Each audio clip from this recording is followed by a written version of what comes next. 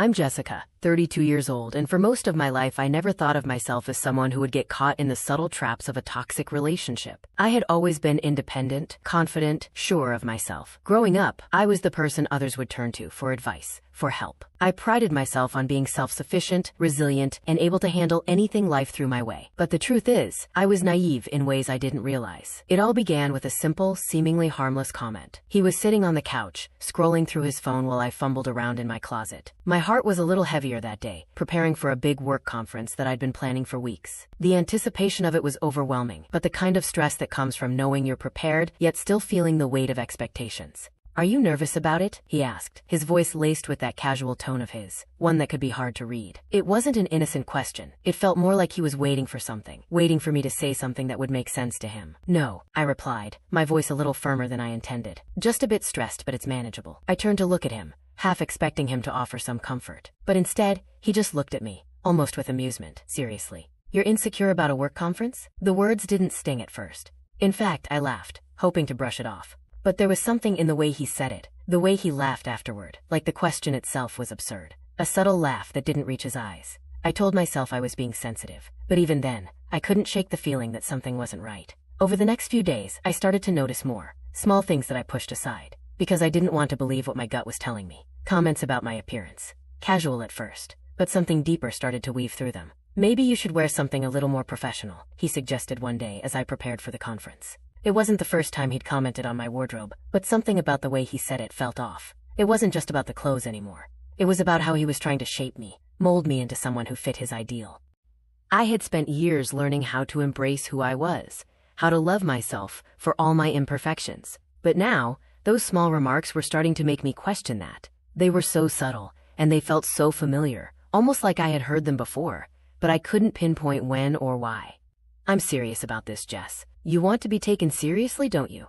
he continued one night after I'd mentioned that I had a lot on my plate with work. "You can't keep acting like this." It wasn't the first time he had dismissed my feelings, but for some reason, this time it stung more than usual. The way he said it, like I was somehow inferior for being stressed or emotional, made me feel like I was the one who needed to change. Slowly, I began to second-guess myself. Maybe I was being too emotional, too sensitive. As the days passed, I started feeling this tension every time he spoke to me, as if I was walking on eggshells. Something shifted. I didn't know what, but I felt it. I was no longer sure of myself the way I used to be. The woman who could handle anything, who was in control of her world, was suddenly uncertain. I began looking for signs of validation, but they never came. Instead, I found myself adjusting my responses, monitoring my feelings, and pretending things didn't bother me. All the while, this voice inside my head screamed that something was wrong, but I ignored it, because confronting it would mean questioning everything. And I didn't want to do that. I didn't want to confront the possibility that maybe I wasn't the one who was crazy, but maybe I was the one being manipulated. His subtle undermining began to creep into every conversation we had. Little things that should have been red flags, but at the time, I convinced myself I was just being paranoid. He would often belittle my accomplishments, brushing them off with an offhand comment that made me feel small. "Is that all you're doing?" he asked once, glancing up from his phone as I explained the success of a project I had completed. His tone was dismissive, almost mocking. "I thought you'd be working on something bigger by now." It didn't matter that my project had been important. It didn't matter that I had worked tirelessly to make sure everything was perfect. In his eyes, it wasn't enough. Nothing ever seemed to be. Even when I was proud of my work, he found a way to strip away that pride, making me feel as though I was never measuring up. I started noticing how everything I did, every decision, every moment I felt good about myself, was met with some form of criticism. "Maybe you should stop acting so sensitive about everything," he said one day when I mentioned how I felt about his latest remark. "You're overthinking it again, Jess. You're being dramatic." At first I tried to shrug it off, but slowly, it began to chip away at me. What was wrong with me? Why couldn't I just take a joke? Why was I so sensitive? It wasn't just about the little jabs anymore. It was the way he made me doubt myself, how every word he spoke made me feel like I wasn't enough. The more I questioned myself, the less I felt like the person I had been before. I was becoming someone else. Someone who doubted everything they knew to be true. I tried to brush off his comments, but there was no escaping them. It wasn't just the words. It was the tone. The way he dismissed my feelings as if they were nothing more than an inconvenience. The way he made me feel like I didn't have the right to express myself. I began to isolate myself, not just from others, but from my own emotions. I didn't trust them anymore. One night as we sat together, he turned to me and asked with genuine curiosity, "Do you even care about this relationship? Because it feels like you don't." It feels like I'm the only one putting in effort. It was a simple question, but it stung. What was I supposed to say? How could I explain that it wasn't that I didn't care? It was that I was starting to question whether he cared at all. But I didn't say that. I just nodded and said, I care. And that was the moment it hit me. I had spent so much time trying to prove my worth to him that I forgot to ask myself whether he was worth proving anything to. That was when I started to feel the weight of the manipulation. It wasn't just about what he said or did. It was about how it made me feel. Small. Invisible. Less than what I was. And yet, I stayed. I stayed because I was afraid of what might happen if I didn't. Afraid of what would happen if I left. Afraid of being alone. But more than anything, afraid of being wrong about him. The truth started to unravel when I wasn't even looking for it. I never thought I'd find what I was about to find, but life has a way of showing you things when you're ready to see them. It was a Thursday night, and we were getting ready for bed when I decided to look for my charger. I hadn't meant to snoop, but his bag was sitting there, and I needed the charger. It was a simple, everyday thing. I reached in and found not only my charger but also his phone, left unlocked, lying face up on the table. I wasn't thinking about it when I grabbed it, but when the phone lit up with a message, I couldn't help but glance at the notification. I miss you, it said. I don't think he's on to us yet.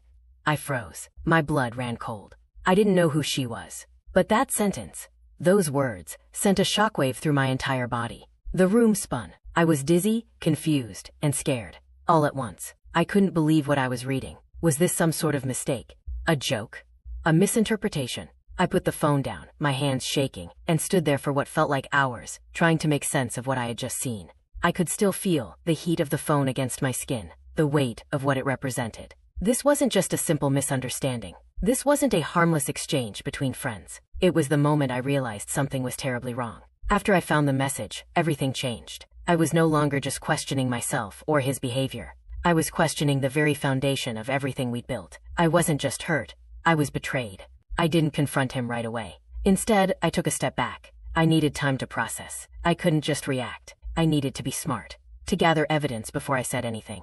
The days that followed were a blur. I started paying even closer attention to his behavior.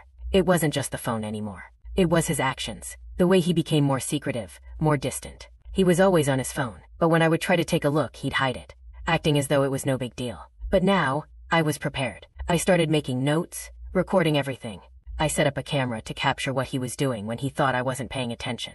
I saved receipts from dinners he'd mentioned having with friends I had never met. I paid close attention to his phone calls, watching him take them in secret. The more I gathered, the more the evidence started to pile up. I wasn't imagining things. I wasn't paranoid. This wasn't a figment of my overactive mind. He was hiding something, and now, I had the proof. I stored everything away, little by little, and kept it for when the time was right. He couldn't get away with this. He couldn't keep turning everything around and making me feel like I was the one who was crazy. The action plan was simple. Protect myself, gather evidence, and wait for the moment when the truth would come out.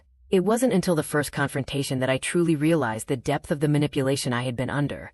I'd been waiting for the right moment, preparing myself, gathering the evidence I needed to confront him with the truth. One evening, I decided to tell him. It wasn't aggressive. It wasn't loud. I just sat across from him, holding my phone, and I said, I found something. He didn't seem surprised. There was no panic. There wasn't any guilt in his eyes. Instead, he looked at me with calm detachment. You're overthinking this, he said, leaning back in his chair.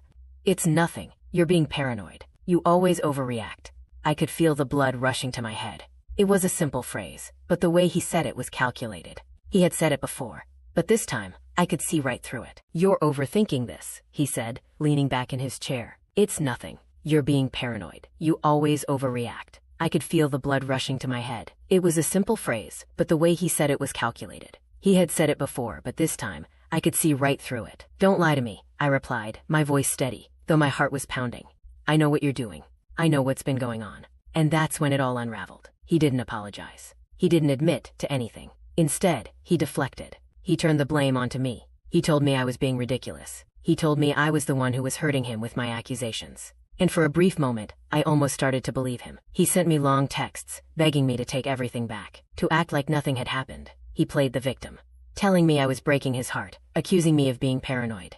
He guilt-tripped me into doubting myself all over again.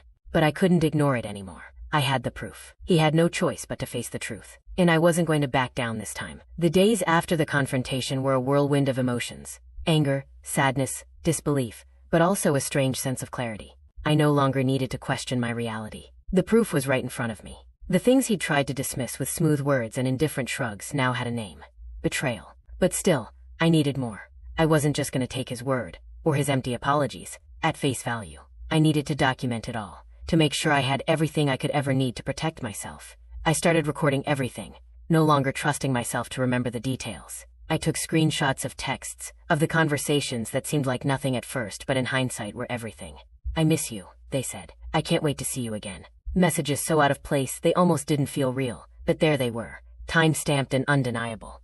I became obsessed with detail. The exact time he would leave the house. The minutes he would spend on his phone, conveniently stepping into another room whenever I came near. The way his stories never quite lined up. One night he'd be having drinks with a coworker. The next, it would be a spontaneous dinner with a friend.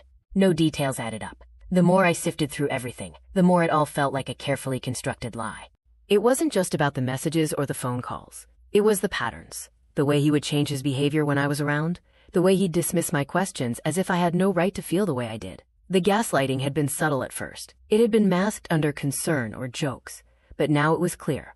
This was his way of controlling me, making me doubt my worth, my reality.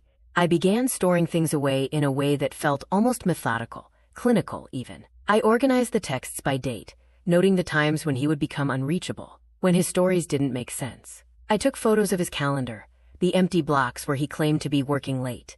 I stored screenshots of his social media, where I could never seem to find us together, despite the fact that we'd been living together for years. It was as if I didn't exist in his world anymore. It was painful, but it was necessary. I had to have the evidence. I even started saving my own memories, recording voice memos to myself on my phone. "Don't forget this moment," I'd say.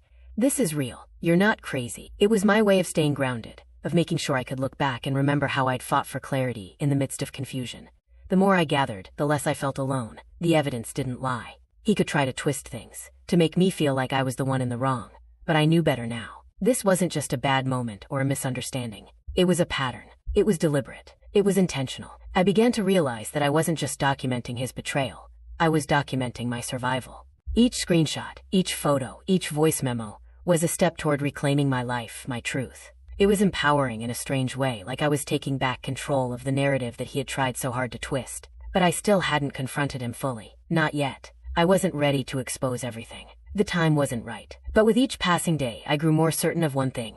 I was done pretending. I wasn't going to stay in the shadows anymore. I wasn't going to let him continue to manipulate me. It all came to a head on a cold Friday night. I had everything in place. The evidence, the receipts, the recordings. The moment I had been dreading and anticipating for weeks had finally arrived. I had set everything up carefully. It wasn't an explosion. It wasn't a dramatic scene. I wasn't going to give him the satisfaction of losing my composure. I had learned from him how he could twist words and manipulate situations. But this time, it was my turn to hold the power. He came home late that night, just like he always did. He wasn't expecting anything. We hadn't spoken much that day, just the usual, mechanical exchange of greetings and pleasantries. He kissed my cheek and went to change, but I stopped him. "Can we talk?" I asked, my voice steady, calm. He paused, looking at me with a slight frown. "What's going on now, Jess? Are you still upset about the conference?" It was always like that, dismissing my emotions as if they didn't matter. But I wasn't going to let him control this moment. "I'm not upset about the conference," I said slowly. "I'm upset about you." His eyes narrowed. "What do you mean?" "I found something," I said, placing the folder of evidence on the coffee table between us. It wasn't dramatic. It wasn't flashy. It was just facts. I opened the folder and slid it over to him, pushing it gently so he could see the images and the texts. There they were, clear as day. The messages, the timestamps, the details. For a long moment, he just stared at the papers, his face unreadable. I could feel the air between us thicken, his silence filling the room. Then, after what felt like an eternity, he finally looked up at me. His expression was a mask of indifference. "This is what you've been doing?" he asked flatly, his voice barely above a whisper. "You didn't think I would find out?" I replied, keeping my voice even, unwavering. He blinked, his eyes flickering with something between guilt and annoyance. "You've gone through my things, Jess. This is an invasion of privacy." But this time, I wasn't going to back down. "You've been lying to me for months. You've been hiding things from me. You think I'm stupid, but I'm not." The tension in the room was unbearable. The words hung between us, heavy and unspoken. I could see him struggling to form a response, but he couldn't. He couldn't deny the truth. And that was when it hit me. This was the moment where everything changed. This wasn't just about me confronting him. This was about reclaiming my truth, my power. For the first time in months, I wasn't afraid to speak up. I wasn't afraid to expose him. I watched him as he stood there, silent. And for the first time, I didn't need an apology, I didn't need an explanation. All I needed was the truth to be acknowledged. The confrontation was just the beginning. I could have stopped there, could have closed the door on the conversation and walked away. But I knew that the truth didn't end in private. It needed to be exposed for what it was. The morning after the confrontation, I did something I never thought I'd do. I went public, not in a way that would humiliate him, but in a way that would make it clear I wasn't going to let him hide anymore. I posted a carefully worded update on social media. Nothing too overt, but enough for people to start asking questions. It's funny how the people closest to you are the ones who can hurt you the most. But here's to taking back control of the narrative. Truth will always find its way to the surface, no matter how hard you try to bury it. It wasn't a direct accusation. I didn't call him out by name, but I knew it was enough to get people talking. The message was clear. I wasn't the one who was hiding anymore. The aftermath was swift. Within hours, I received messages from friends who had seen the post, asking if I was okay. Some of them had their suspicions, but none of them had the full picture until now. It wasn't about shaming him. It was about making sure I wasn't alone in this. I needed to hear the truth from others. I needed to know I wasn't crazy. But as I anticipated, the backlash from him was immediate. Texts, calls, voicemails, each one trying to manipulate the situation back into his favor. "Why are you doing this? I thought we were past this," he would say, trying to guilt-trip me into taking everything back. But I didn't. Not this time. I kept my distance from his attempts. I didn't need his version of the story anymore. I didn't need his gaslighting. I had the receipts. I had the truth. And that was more than enough. The aftermath of my post was immediate. As expected, the floodgates opened. People began to reach out. Friends, family members, colleagues, they all saw what I had shared, even if they hadn't fully understood the depths of the situation before. I received messages, phone calls, texts, each one expressing varying degrees of concern, empathy, and some, unexpectedly, support. But it wasn't enough to simply post about it. I had to make sure that the people who mattered most in my life knew the full truth. The people who had always stood by me. They needed to see the evidence, not just hear my side. They needed to know that I wasn't making this up, that I wasn't exaggerating, and that I had been systematically manipulated for months. I went through everything once more. Each photo, each message, every single screenshot of our conversations, all carefully organized in my folder. It wasn't just about collecting evidence anymore. It was about making sure I had all the support I could get. So I did it. I sent it. I started with my closest friends. They had always been there for me, even when I hadn't realized it. Now I needed them more than ever. I sent them the screenshots, the conversations, and explained everything as clearly as I could. Some of them were shocked. Others weren't surprised at all. A few had seen the signs from the beginning, but hadn't known how to address it. For the first time, they knew the full picture. Next, I sent the receipts to my family. My parents, especially, had always trusted him more than they trusted me. I had tried to keep things between us civil, tried to protect him and his reputation, but now it was about more than protecting anyone. It was about saving myself. It was about rebuilding my life without the shadow of this constant gaslighting hanging over me. "Mom, Dad, I know you've always liked him, but here's the truth. He's been lying to me. He's been seeing someone else, and here's the proof," I wrote in my message. It was a short message, but the impact was heavy. I included the key evidence, the messages from the other woman, his secretive behavior, the times he'd been gone when he'd told me he was elsewhere. Sending those texts felt liberating. It wasn't an act of revenge. I wasn't looking to get him back for what he'd done to me. It was simply about accountability. It was about acknowledging that I wasn't crazy. I wasn't making things up. This was real. The emotional weight lifted slightly with each message I sent. It was the first time in a long time that I felt like I wasn't carrying this burden alone. As the support began to pour in, my confidence grew. I wasn't just being told I was overreacting anymore. I was being validated. I wasn't in this relationship for the drama. I wasn't after any kind of revenge. I was simply seeking the truth. I needed those around me to know what had been happening. And with every message I sent, with every piece of evidence I shared, I felt more and more like I was no longer playing a game I couldn't win. The calls and texts from him kept coming. The guilt trips, the pleading. "You're making a huge mistake, Jess," he said. "We can work this out. You don't need to do this." But I wasn't having it anymore. I didn't need him to explain himself or try to make me feel like I was the one who had done something wrong. The damage had been done, and I was no longer willing to accept his version of the truth. It was in this moment of clarity that I realized something. This wasn't just about exposing him. It was about freeing myself. Each step I took away from him, each message I sent, each piece of evidence I exposed, was a step toward liberation. I didn't need him to validate my feelings. I didn't need him to apologize. I needed to stand on my own, and that's exactly what I was doing. The fallout came swiftly, but not in the way I had expected. There was no dramatic confrontation, no tearful phone call where he begged for forgiveness. Instead, it was a quiet, almost eerie silence that settled in between us. After I had sent the receipts and the truth had begun to spill out into the open, he withdrew completely. His texts became increasingly desperate, but they didn't hold the same weight anymore. They felt hollow, empty. "I didn't mean to hurt you," he would write. "Please don't do this." But the more he tried to salvage what was left, the clearer it became to me that nothing could fix what had been broken. His words were just words now, falling on deaf ears. At first, I felt a strange mix of guilt and relief. Guilt for exposing him, guilt for bringing this to light, but that guilt faded quickly. What was there to feel guilty about? I wasn't the one who had betrayed trust. I wasn't the one hiding secrets. I wasn't the one gaslighting, manipulating, or turning everything around to make me feel crazy. The fallout wasn't just with him. It was with everyone around us. I began to notice the subtle shifts in how people interacted with me. Some friends who had been close to both of us started distancing themselves. They didn't know what to say or how to react. They didn't want to pick sides. Some of them were probably uncomfortable with the truth, with the idea that they hadn't seen the signs all along.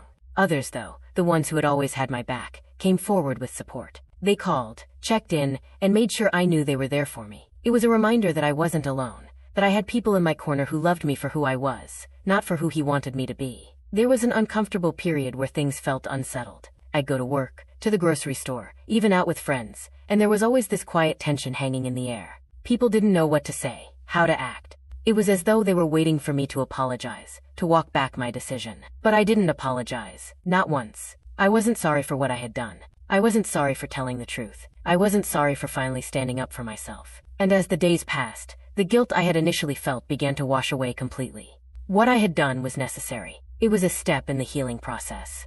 I wasn't the one who had caused the damage. The damage had been done long before I ever sent those messages, long before I gathered the evidence and confronted the truth. I realized that the fallout wasn't about revenge. It was about accountability. It was about finally letting go of someone who had never cared for me the way I deserved. It was about shedding the weight of manipulation and walking forward with my head held high. And as the days turned into weeks, I started to feel lighter. The space he had occupied in my life, the control he had over me, was now empty. And in that emptiness, there was room for growth. There was room for healing. He had tried to break me, to manipulate me into staying in a relationship that was built on lies and deceit. But in the end, it was his own actions that had caused the destruction, not mine. It's strange how the end of a relationship can feel both freeing and suffocating at the same time.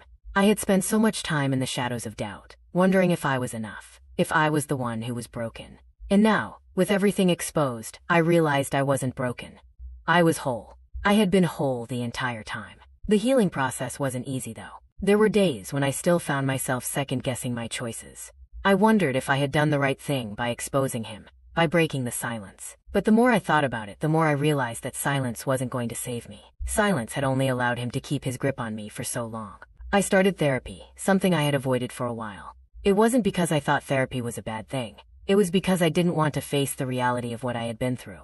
I didn't want to unpack the emotional baggage he had left behind. But slowly, I began to realize that it was the only way forward. I had to face the pain. I had to unpack the trauma, the self-doubt, the gaslighting, the manipulation. The journey wasn't linear. There were days when I felt like I was finally healing, and then there were days when I felt as if the weight of everything would crush me. But with each step forward, I felt a little bit stronger. Therapy helped me learn how to trust myself again. It helped me understand that I wasn't responsible for his behavior. I wasn't responsible for his lies, his cheating, his manipulation. That was on him, not me. In the end, it wasn't about seeking revenge. It wasn't about trying to destroy him. It was about reclaiming my peace, reclaiming my voice. It was about learning that I was worthy of love, respect, and honesty. It was about realizing that I didn't need someone else to validate my worth. The relationship had taken its toll on me, but it hadn't taken everything. It hadn't taken my strength, and that was all I needed to rebuild. It wasn't revenge. It was documentation. It's not a win. It's a release. In the end, I walked away not because I wanted to defeat him, but because I wanted to free myself from the chains I had wrapped around myself for so long. The scars are still there, but they are fading. With time, they'll disappear altogether. What I have now is not a life defined by someone else's manipulation. It's a life defined by my choices. I've learned to trust myself again, to believe in my own worth. And for the first time in a long time, I know that I am enough. I can finally breathe. If you've ever been gaslighted, this story will feel familiar. Healing wasn't linear. In fact, the more I tried to find clarity, the more I realized just how deep the scars went. Every step forward felt like 2 steps back, and sometimes it seemed like the emotional wounds from the relationship were reopening just as quickly as they healed. But I kept moving forward. There was no other option. I remember the first time I truly realized that I had started to heal. It wasn't a grand moment. It wasn't some big dramatic realization. It was quiet, almost imperceptible. I was sitting alone in my living room, the soft hum of the city outside, the evening light casting a muted glow on the walls. I looked around, and for the first time I didn't feel the weight of his absence as a burden. I didn't feel his presence looming over me, his voice echoing in my mind. I had been thinking about him a lot before that moment. His absence felt strange, almost like an empty space that I didn't know how to fill. But now, with the time and distance, I could finally look at that empty space for what it was. It wasn't just the absence of him.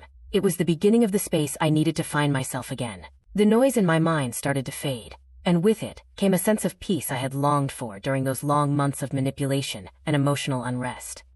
I had spent so many years fighting to make it work, to justify his actions, to rationalize the things that I knew deep down were wrong. But now, for the first time, I felt something I hadn't felt in a long time. Freedom. The weight that had been on my shoulders, the constant emotional strain, the fear of being wrong. Gone. I wasn't perfect, but I was better. I was stronger, and I was learning to be kind to myself again. I'd forgotten how to do that for a while. There had been too many moments where I doubted myself, where I thought I wasn't good enough, that I couldn't trust my own feelings. But now, I understood that I didn't need his approval. I didn't need his validation. The healing came in small moments. It was when I could look at myself in the mirror and no longer feel like I was someone else's reflection. It was when I could sit with my emotions without feeling overwhelmed by them, when I could finally sit in silence and not feel the need to fill it with his words. For once, I didn't feel like I was living in his world. I was finally living in mine. It wasn't perfect. Some days, I still felt the sting of the betrayal, the heaviness of what I had been through. But those moments were fleeting. They didn't define me. And for the first time, I could say that I wasn't defined by that relationship. I was defined by my choices, by my strength, and by the lessons I'd learned along the way. A few months passed after the fallout, and during that time I had made slow, deliberate changes in my life. It wasn't about erasing what had happened. It could never be erased. But it was about finding a new path, one that was free from the shadows of that relationship. I started to invest in myself in ways I hadn't before. Therapy became a regular part of my routine. It wasn't a cure-all, but it gave me the tools I needed to break free from the patterns that had once kept me trapped. My therapist helped me understand that it wasn't just about the relationship with him. It was about my relationship with myself. I began rediscovering who I was before him. I started doing things for myself. I joined a painting class, something I had always wanted to do but had been too busy or too distracted to try. I spent weekends hiking in the mountains, feeling the cool breeze on my face, and for the first time, I didn't feel guilty about taking time for myself. The more I focused on my own growth, the more I realized how much I had lost in that relationship. Not just my sense of self-worth, but my passions, my joy. I had let someone else dictate my life for so long that I didn't even know what it felt like to be truly free. But now, I was reclaiming that freedom, step by step. And then, one night, I found myself standing at a party with a glass of wine in my hand, talking to a group of people I had never met before. I felt nervous, a little out of place, but then it hit me. I was enjoying myself. I was laughing, connecting with others, sharing parts of myself I hadn't been able to share in years. I had become so used to walking on eggshells in the past that I forgot what it was like to just be myself. As I stood there, I couldn't help but smile. It wasn't a big moment. It wasn't some grand, life-changing event, but it was a shift I hadn't noticed until it was already happening. I was happy, and not the kind of happiness that was built on someone else's approval. This was real happiness, born from within. I didn't need him to validate me. I didn't need anyone to tell me I was enough. I had finally learned to tell myself that I was enough. And for the first time I realized that this was the true meaning of freedom. It wasn't about escaping a bad relationship or leaving someone behind. It was about reclaiming my life, my worth, and my peace. He may have taken pieces of me during our time together, but what he didn't realize was that I would never let him take all of me. I was stronger than he gave me credit for, stronger than I had even known. The woman who walked away from that relationship was not the same woman who entered it. She was someone new, someone who had learned that love didn't come from manipulation. It didn't come from sacrifice, from hiding parts of yourself to make someone else comfortable. It came from within, from embracing who I truly was, flaws and all. From owning my worth and understanding that I didn't need to seek approval from anyone to know that I was enough. And that was the lesson I would carry with me, moving forward. I didn't need anyone to validate my existence. I had learned to do that on my own. As the months continued to pass, I started to see my life in a different light. The journey hadn't been easy, but every step had been worth it. I had shed the weight of that toxic relationship, and with it, I had shed the version of myself that was defined by someone else's lies. I wasn't who I had been when I was with him. I wasn't even who I was in the beginning of the healing process. I was someone new, I began to understand that the healing process was never truly over. It wasn't about reaching a destination. It was about the small, everyday choices that built me into someone who was proud of herself. I woke up every morning with a sense of purpose, knowing that my worth didn't depend on anyone else's opinion of me. It came from inside, from knowing that I was enough just as I was. I started dating again, but this time it was different. I didn't rush into anything. I took my time, learning to trust myself, to trust my instincts. The fear of repeating past mistakes was always there, lingering in the back of my mind, but I refused to let it control me. I wasn't afraid to be alone anymore. I wasn't afraid to stand on my own 2 feet, and know that I didn't need someone else to complete me.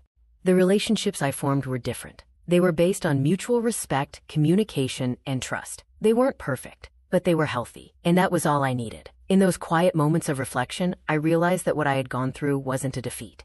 It was a rebirth. I had emerged from the ashes stronger, wiser, and more aware of my own worth. I had learned that the power to heal was always inside me.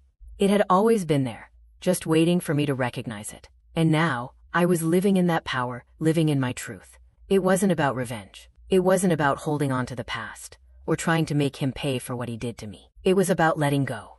It was about finding freedom, not through him, but through myself. It was about understanding that I didn't need his approval, his love, or his validation.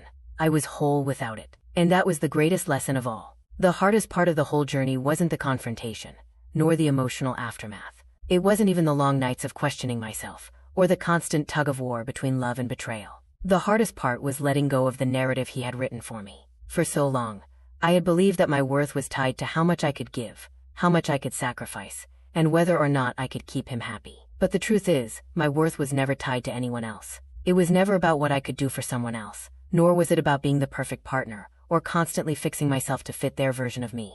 My worth was always inside me. I just had to recognize it. As I moved forward, I carried that lesson with me. Not just in my personal life, but in every area of my life. I knew now that I didn't have to beg for respect, for love, or for validation. I knew that I deserved better. I knew that I was enough, all on my own. So, here I am, stronger, wiser, whole, and finally free. If you've ever felt the weight of gaslighting, emotional manipulation, or doubt, this story may feel all too familiar. If you're still in the process of healing, remember, you are enough. Don't let anyone make you question that. If you found strength in this story, don't forget to like, share, and subscribe. Your support helps others find their way too. And if you're going through something similar, feel free to share your thoughts in the comments below. Let's keep this conversation going. You're not alone. Remember, your truth is powerful, and you deserve peace.